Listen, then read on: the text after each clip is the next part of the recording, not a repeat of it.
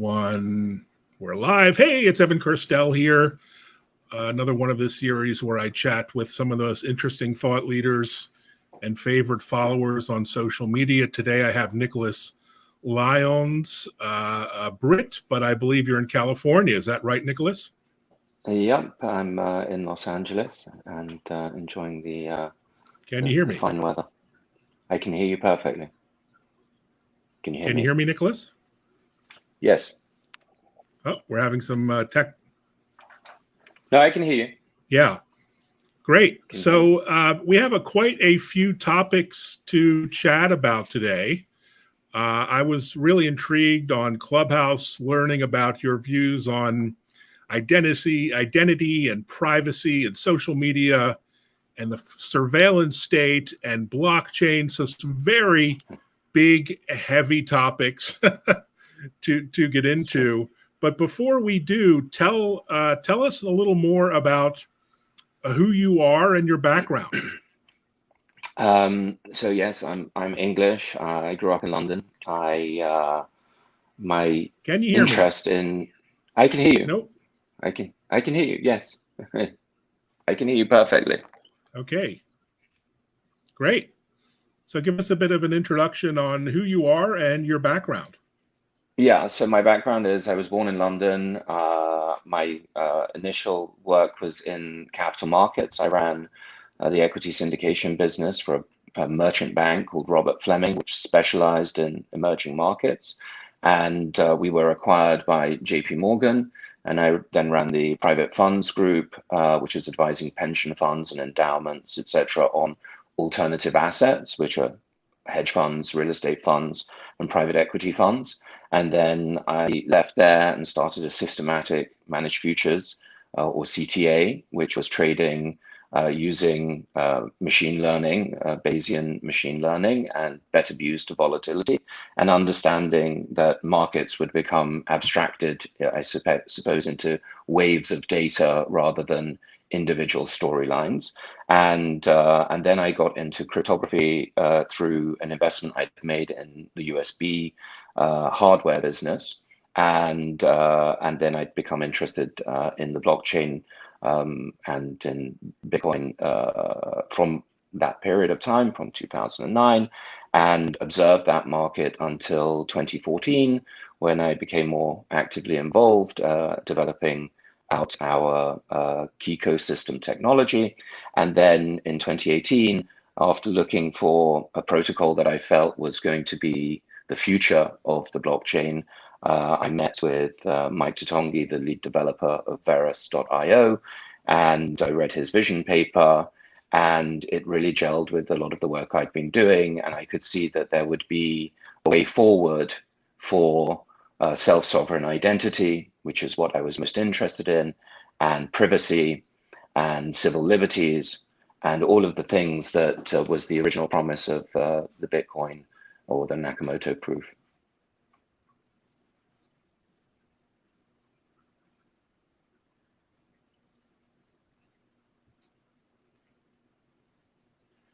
So tell us, you went from a fairly traditional background in banking to this very avant-garde space of digital identity and blockchain, living on the bleeding edge. So what flipped the switch for you? Was there a light bulb moment when you got out of your traditional banking suit and tie and got into this new world of blockchain and crypto and privacy and identity, which is a pretty radical departure from what you were doing? Yeah, I think that it was a process that started. I think I've talked about this previously. I started becoming aware of what was going on in the markets around '92 with George Soros breaking the pound, and I'd seen the effect that that had on my father's business. He was in the property business, and his financing went haywire. And I was like, that was my first experience.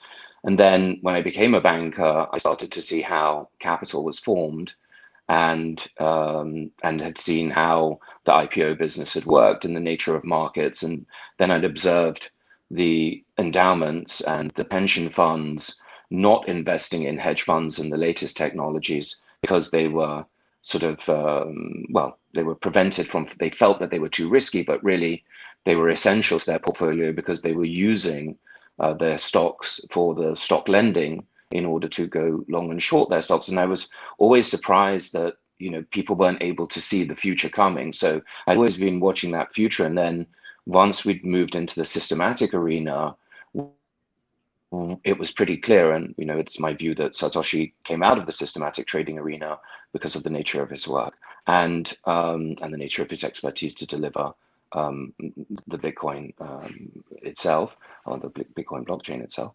and so in reality, I think that the blockchain is not a radical departure from my history. It's actually the evolution from systematic trading into the understanding that all data is information and all information is valuable, and all information that is valuable should be able to be exchanged peer-to-peer rather than go through intermediaries. And Satoshi's original words in the Genesis block were chancellor on brink of second bailout, which was really evidencing the end of Adam Smith's or the misunderstanding of Adam Smith's market economies and the invisible hand being the market, but it was really an understanding that the government had essentially finally tipped its hand to completely controlling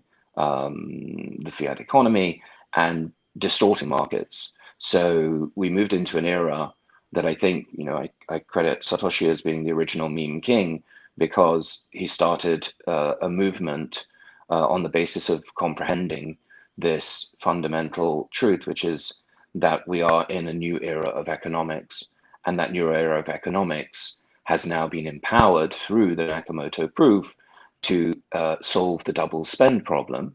And the double spend problem is what enables us to have trustless, permissionless networks. And those trustless, permissionless networks are what is fundamentally an emancipating idea that removes rent seekers, and those rent seekers in the financial realm cost about 6% of global GDP, which is about $6 trillion. So if you imagine that the average corporation in the S&P 500 is making a 10% net operating profit, and if they were to be able to receive 6% of that back, what would that do to the price earnings ratio? What would that do to the appearance of how corporations are doing? So I think we're entering into a deflationary period that has been stimulated by the ability to use these technologies. So I think it's an evolutionary step for a traditional finance person, but a traditional finance person that's always been at the forefront of technology as it affects markets. Fascinating. So in your opinion, where are we in this world of DeFi or distributed finance? Are we in the first inning in baseball analogies, our second or third inning? And is it inevitable, a world of distributed finance, this vision you have, many have, or, are the powers that be going to fight back to maintain their sort of monopolies when it comes to identity, privacy, finance, wealth? I mean, pick your topic.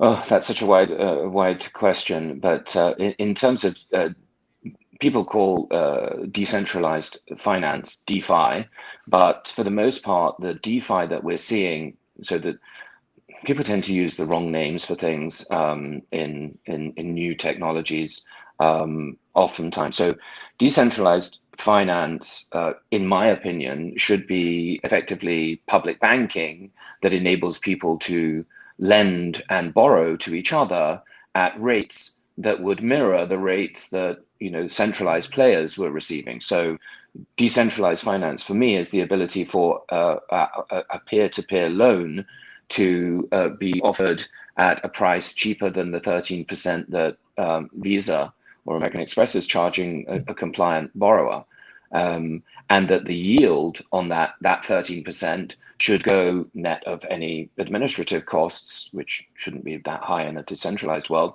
to the lender, and that lender should be able to do that so that they don't have to put cash in the bank and earn zero. And meanwhile, the banking institution is making that, or the lending institution is making that money. So I think that's what decentralized finance should be. What DeFi is broadcast is a derivative finance market.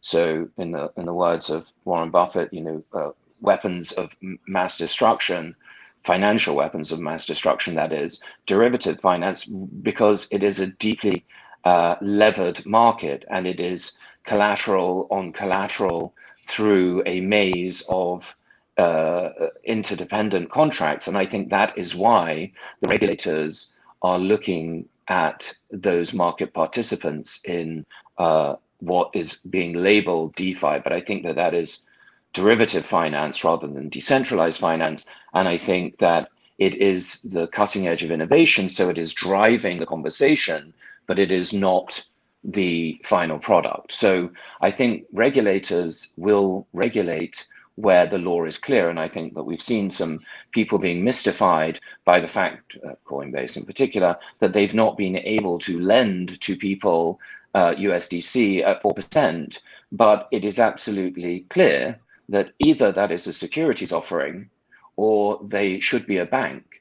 And so if you go and you want to play in the regulated market, you should expect to be regulated under the definition of a security, under the definition of a bank, or under the definition of a commodity or a derivative instrument.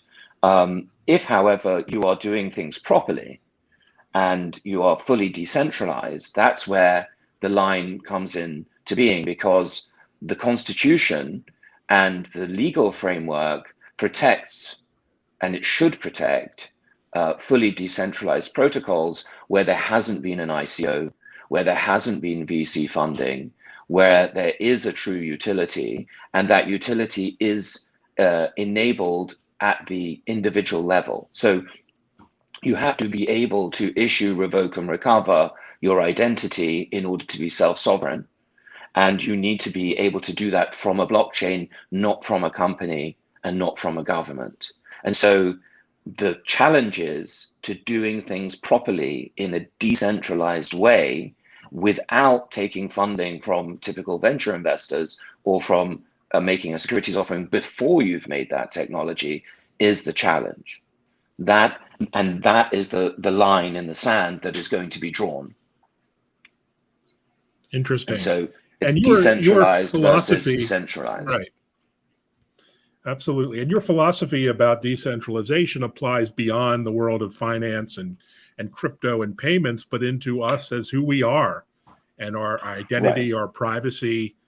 So explain how blockchain and this world of distribution of data will empower us from a security standpoint.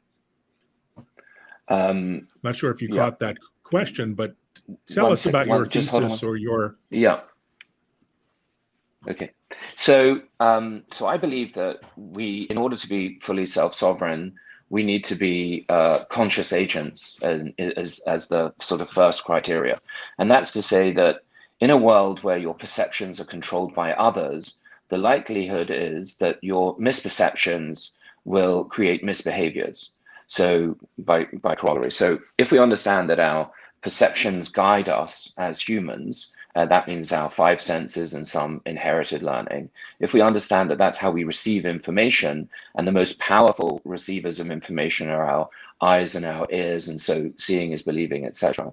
And understanding is critically important. So we receive information in a unique way through our own unique history. And this is where obviously it relates to identity, because we've all got our own stories that we tell ourselves. We've got our own genesis stories, we've got cultural stories, etc. And so we receive this information and we log that information as humans, as consciousness, shall we say. And so from that experience or that perception, we then come to the point of making a decision of some basis. So we have an experience through our perceptions. We then have to evaluate that experience, and we effectively make a decision. I like that. I don't like that. It's sort of pleasure and pain is the general calculus there. You're attracted to things that are pleasurable to you, and you're dissuaded away from things which are painful for you. And then you decide what your next action is going to be. And it's much the same way as machine learning works, is you have an a priori of an estimate or a guess as to how things are going to go as a child, when you learn to walk, etc. You're learning. So you have an a priori guess, you experience it, and then you have a posterior result, and you score the experience, and you say, well, I'm going to do that again. You eat Frosties in the morning, you like Frosties, you eat Frosties the next morning. You don't think about, what am I going to have for breakfast? That's what brands, and that's what everyone wants you to go through, so that you can make decisions, and then you hold on to that decision until you get a new update that says, Frosties are unhealthy, or you're going to move to muesli, or whatever it might be. So you as a human mediate the world through your perceptions. You have an experience, you judge that experience, and then you put energy into, or you save energy in the next action.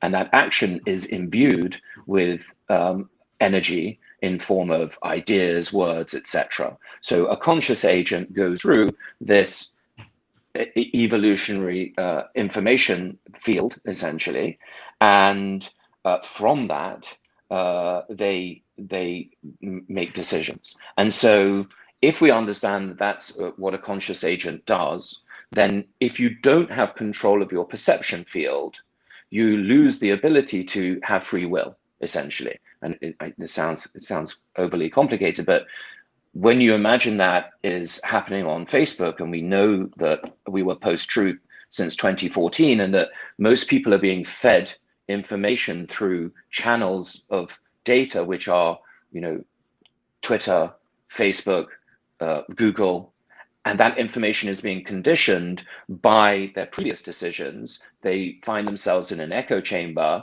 and then their perceptions are being controlled by the information, or the controller of the information that they see. And at that point, you have to realize that we've been through that exploit. We have seen what happens when information becomes corrupted.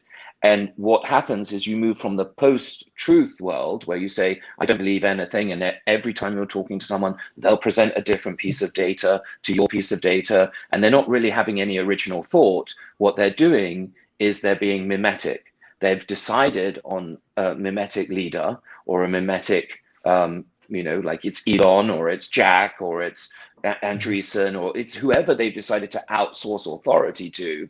And then they've said, okay, or we've said, okay, I'm going to go with that being right. And of course, between 2014 and 2021, we went through the full experience to now be post-trust because of the pandemic, whereby people say, I don't trust the WHO because of Taiwan, or I don't trust the CDC because of the Surgeon General, or, you have all these different, opinions, which are based on information that has been provided to them to distort, or to influence, or to appeal to their own sense of what they've already determined. So what you have is a polarization in society. And the polarization, of course, is in everything. You see the polarization we've had in social, which creates a polarization in nation, and that polarization is also the same that you would see in finance. So in finance, we're going through a zero interest rate policy environment led by the Japanese some 20 years ago, followed by the Europeans since the global financial crisis, and America entered into the zero interest rate environment essentially during the pandemic. And what that does is it has a similar polarizing effect, is that the polarizing effect is between haves and have-nots, people who have, when I say have access to capital, versus have not got access to capital. And so that, separation, it also feeds into the health separation and societal separation. And when you add that, where people have very distinct identity politics that emerges from Metcalfe's law, which enables mass communications and mass self-identification at scale, what you start to get is information as power, which it's always been, but that information can be used by those who have influence. And that, in fact, is registered in economics. And we saw that with Wall Street Bets, with GMC, with GME, sorry, with AMC. We saw that. So that's meme stocks. That's just information creating realities that are counter to all of the fundamentals. You have a stock market that rises when news is bad about the likely interest rate rise, which would be reflecting strength rather than weakness. So everything is based on that information, and you have meme kings, Elon pumping Doge, Elon depressing or countering Bitcoin. This is information power, and this is information asymmetry, and people are choosing tribal leaders, and it is effectively distracting from what is at the core, which is that we are all fundamentally similar, both in our DNA and in our cultural desires. We all want majority of the same thing, but we are divided by these small differences instead of being united by the fact that we are all, generally speaking, wanting the same thing, which is good health, good education, and a good economic opportunity.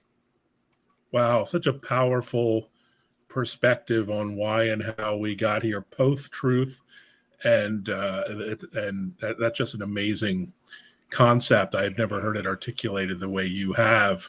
But you don't just critique the system, you're working on solutions, whether it's for quote unquote distributed finance or privacy and security. Isn't that right? You come up with maybe, sure. Are they frameworks or products or what are you working on actually? So that's a great point. It's, you get to the, hold on, can I just 1 second? Yeah, sure.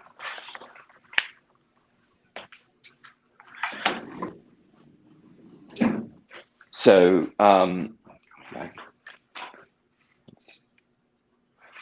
so you get to that point when you start so Einstein said something, said lots of beautiful things, but one thing that he said is, to understand is to know what to do. And the problem with understanding in this day and age is that there's so much information, there's so much data. And as I experienced as a merchant banker who would go and underwrite a deal and go through the process of capital allocation, that all got, in finance, got chopped up into little baskets. And so that's how you create these exploits. You chop jobs up into small roles, and nobody is in charge of the machine, right? And that way you can get lots of efficiencies, but you also get nobody really knows what's going on, which is what we went through in the GFC effectively, is that the full picture wasn't seen. In the same way, everything that's going on in our world at the moment is based on everything, people talk about the singularity, but it's really about a coherence between information and computing and finance.